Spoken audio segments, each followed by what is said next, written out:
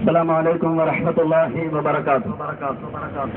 ആദരണീയനായ ഈ ധർണയുടെ ഉദ്ഘാടകൻ ദക്ഷിണ കേരള ജംഇയ്യത്തുൽ ഉലമയുടെ സമാദരണീയനായ സംസ്ഥാന സെക്രട്ടറി അൽ ഉസ്താദ് തൊടിയൂർ മുഹമ്മദ് കുഞ്ഞി മൗലവി, ദക്ഷിണ കേരള ജംഇയ്യത്തുൽ ഉലമയുടെ ആദരണീയനായ ഉപാധ്യക്ഷൻ ഷൂഖ്ന കെ.പി. അബൂബക്കർ ഹസ്രത്ത്, പേരെടുത്തു പറയാൻ അർഹതപ്പെട്ട ഒരു വലിയ പണ്ഡിത സാഗരത്തെ തന്നെ നമുക്ക് സമ്മാനിച്ച റബ്ബിൽ സ്തുതി അർപ്പിച്ചുകൊണ്ട് ബഹുമാന്യരായ പണ്ഡിതവര്യന്മാരെ, പ്രിയപ്പെട്ട ഇസ്ലാമിക പ്രവർത്തകരെ, സഹോദരന്മാരെ, മാധ്യമ പ്രവർത്തകരെ, പോലീസ് ഉദ്യോഗസ്ഥരെ, സർവാധിരാജനായ അല്ലാഹു സുബ്ഹാനഹു വ തആല നമ്മുടെ ഈ സമര പോരാട്ടത്തിന് അവന്റെ സഹായം നൽകി അനുഗ്രഹിക്കുമാറാവട്ടെ.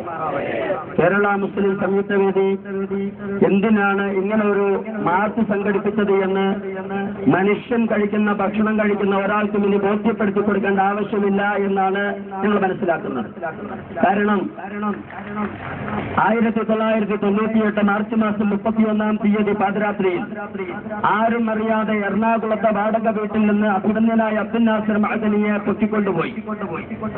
കോഴിക്കോട് കസബ പോലീസ് സ്റ്റേഷനിൽ രജിസ്റ്റർ ചെയ്ത ഒരു കേസുണ്ട് എന്ന് പറഞ്ഞ് കൊണ്ടുപോയിട്ട് തമിഴ്നാട്ടിന്റെ ജയിലറുകളിൽ മാരകമായ നിലക്ക് അദ്ദേഹത്തെ പീഡിപ്പിച്ചു. 9.5 കൊല്ലം കഴിഞ്ഞപ്പോൾ 110 കിലോ ഭാരവുമായി പോയ ബഹുമാന്യനായ അബ്ദുൽ നാസർ മഅദനിയെ ഏകദേശം 40 കിലോ മാത്രമാക്കിയ ഒരു ജീവശവമായിട്ടാണ് കേരളത്തിലേക്ക് അയച്ചത്. ഇനി അബ്ദുൽ നാസർ മഅദനി ഫാസിസ്റ്റുകൾക്കെതിരെ സംസാരിക്കില്ല എന്ന് ചിലർ സ്വപ്നം കണ്ടു. പക്ഷേ ജയിൽ മോചിതനായ അബ്ദുൽ നാസർ മഅദനി ആത്മാഭിമാന ബോധമുള്ള ഇസ്ലാമിക കേരളത്തിലെ ഏറ്റവും മാണത്വമുള്ള മുത്ത് അബ്ദുൽ നാസർ മഅദനി. അതിന് സംശയമുള്ളവർക്കുള്ള മറുപടിയാണ് ഈ ജനസാഗരം. അബ്ദുൽ നാസർ മഅദനി ഇവിടുത്തെ ഏത് രാഷ്ട്രീയ തമ്പ്രാന് വേണ്ടെങ്കിലും മുസ്ലിം കേരളം പറയുന്നു, ഞങ്ങൾക്ക് വേണം അബ്ദുൽ നാസർ മഅദനിയെ, ഞങ്ങൾക്ക് ആവശ്യമുണ്ട് അദ്ദേഹത്തെ. കാരണം ഈ സമുദായത്തിൽ ഒരുപാട് പാവപ്പെട്ട പെൺകുട്ടികളെ കെട്ടിക്കാൻ, ഒരുപാട് പള്ളിമിനാരങ്ങൾ കെട്ടിപ്പൊക്കാൻ വേണ്ടി കഠിനാധ്വാനം ചെയ്ത ആ പണ്ഡിതവര്യനെ ഇന്ത്യ രാജ്യത്തിന്റെ ശത്രുക്കളായ സവർണ ഫാസിസ്റ്റുകൾക്ക് വിട്ടുതരാൻ ഞങ്ങൾക്ക് മനസ്സില്ല. ബഹുമാനമുള്ള സഹോദരങ്ങളെ, അദ്ദേഹത്തെ കഴിഞ്ഞ റമദാൻ മാസത്തില് ബാംഗ്ലൂർ സ്ഫോടന കേസിൽ പ്രതിഷേധത്ത് കസ്റ്റഡിയിൽ എടുത്തുകൊണ്ട് പോയിരിക്കുകയാണ്. നിയമം അതിന്റെ വഴിക്ക് പോകുമെന്ന് പലരും പറഞ്ഞു. ഒരൽപ്പം ക്ഷമിച്ച് നിയമവ്യവസ്ഥയെ സമ്പൂർണ്ണമായി പാലിച്ചുകൊണ്ട് ഉടനെ അതിന് കേരളത്തിൽ തിരിച്ചു വരുമെന്ന് പറഞ്ഞു. പക്ഷേ ഇന്ന് ഒരു കൊല്ലത്തോട് അടുത്തുകൊണ്ടിരിക്കുന്നു. അബ്ദുൽ നാസർ മഅദനിയുടെ കാഴ്ചശക്തി കുറഞ്ഞുകൊണ്ടിരിക്കുന്നു. അദ്ദേഹത്തിന്റെ അവശേഷിച്ച ജീവൻ അപകടകരമായ ഒരവസ്ഥ തരണം ചെയ്തുകൊണ്ടിരിക്കുകയാണ്. ഒരു കാര്യം ഞങ്ങൾ പറയുകയാണ്, മുസ്ലിം സംയുക്ത വേദി 11 മാസം ക്ഷമിച്ച ആളുകളാണ്. ഇനി മഅദനിയുടെ കാര്യത്തിൽ ക്ഷമിക്കാൻ ഞങ്ങൾക്ക് മനസ്സില്ല. എന്തുകൊണ്ട് എന്ന് ചോദിച്ചാൽ, അബ്ദുൽ നാസർ മഅദനി ആത്മാഭിമാനത്തോടെ ഈ രാജ്യം നേരിടുന്ന ആർക്കാണ് ബോംബ് സംസ്കാരമുള്ളത്? 2 ദിവസങ്ങൾക്ക് മുമ്പ് 3 ദിവസങ്ങൾക്ക് മുമ്പ് ബോംബെ മഹാനഗരത്തിൽ സ്ഫോടനം നടന്നു. ആ സ്ഫോടനത്തിന്റെ ഉത്തരവാദിത്വത്തെക്കുറിച്ച് അന്വേഷിക്കുമ്പോൾ ഇന്ത്യൻ നാഷണൽ കോൺഗ്രസ് എന്ന രാജ്യം ഭരിക്കുന്ന രാഷ്ട്രീയ പ്രസ്ഥാനത്തിന്റെ അനിശ്ചിതനായ ജനറൽ സെക്രട്ടറി, ദേശീയ സെക്രട്ടറി, കേരളത്തിലെ കോൺഗ്രസ് നേതാക്കൾക്ക് നട്ടലില്ല എങ്കിൽ നിങ്ങൾ ദേശീയ നേതാക്കളിൽ ആർജവമുള്ളവരെ കണ്ടുപിടിക്കണമെന്ന് നിങ്ങൾ ആവശ്യപ്പെടുകയാണ്. അദ്ദേഹം ഉറച്ചു പറഞ്ഞു. ദിഗ്വിജയ് സിംഗ് പറഞ്ഞത് ബോംബെ സ്ഫോടനത്തിൽ RSSന് പങ്കുണ്ടോ എന്ന് അന്വേഷിക്കണം. ദിഗ്വിജയ് സിംഗ് പറഞ്ഞത് RSS രാജ്യത്ത് കലാപഭൂമിയാക്കാൻ വേണ്ടി ഒരുപാട് ബോംബ് ഫാക്ടറികൾ സ്ഥാപിച്ചതിന്റെ തെളിവ് ഞങ്ങളുടെ കയ്യിലുണ്ട്, BJP ആവശ്യപ്പെട്ടാൽ കൊടുക്കുമെന്നാണ്. രാജ്ഭവന്റെ മുമ്പിൽ നിന്ന് കേരള മുസ്ലിം സംയുക്ത വേദി പറയുന്നു, ദിഗ്വിജയ് സിംഗ് എന്ന കോൺഗ്രസുകാരന് നട്ടലുണ്ടെങ്കിൽ ഇന്ത്യയിലെ ജനങ്ങളോട് കാണിച്ചു കൊടുക്കണം. ഇന്ത്യയിലെ ജനങ്ങൾക്ക് കാണാൻ ആഗ്രഹമുണ്ട്, എവിടെയാണ് ഈ ബോംബ് ഫാക്ടറികളെന്ന്, എവിടെയാണ് ഈ അക്രമശാലകളെന്ന്. ഞങ്ങൾക്ക് അറിയുന്ന കാര്യമാണ്.